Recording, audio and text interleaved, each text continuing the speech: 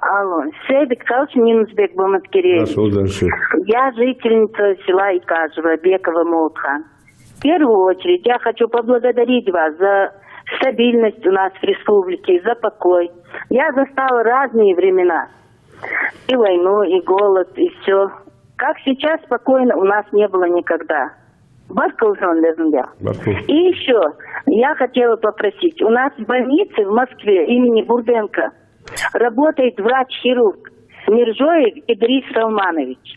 И большой молодец он. Недавно оперировал мою сестру. Операция была сложная, прошла успешно. Это врач с большой буквы, знающий свою работу, но отлично сделал операцию. Операция была тяжелой. И я бы хотела, чтобы вы этого замечательного врача отметили. Спасибо вам и нашему Минздраву, хочу сказать, за ту возможность, которую вы предоставили мне очутиться в этой больнице. Баркулжан, Белорясхал, за все, что вы делаете для нашей республики. Баркул, спасибо. Это все, я не вроде по голосу молодая женщина, она уже все помнит, и войну, и голод, и все остальное. Но Баркул Диарясхал, насчет стабильности, это не мне одному благодарность всему нашему обществу, но и особенно, конечно, органам правопорядка, нашему Федеральной службе безопасности, которые сделали все, чтобы сегодняшний день наступил.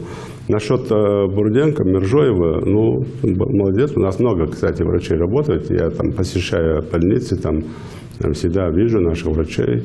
И я думал, сейчас женщина скажет, давайте Миржоева сюда вернем домой. Хотел сказать, не надо, пусть он там работает. Я думаю, что Миржоев вырастет там еще лучшим врачом будет и станет доктором наук там, или профессором. А насчет поощрения, я думаю, что министр здравоохранения услышала, и было бы неплохо не только Миржоева, а все-таки тех наших врачей или там специалистов, которые за пределами республики. Один раз в год, когда мы поощряем наших специалистов, их тоже не забывать и каким-то образом отмечать этих людей, которые работают за пределами республики.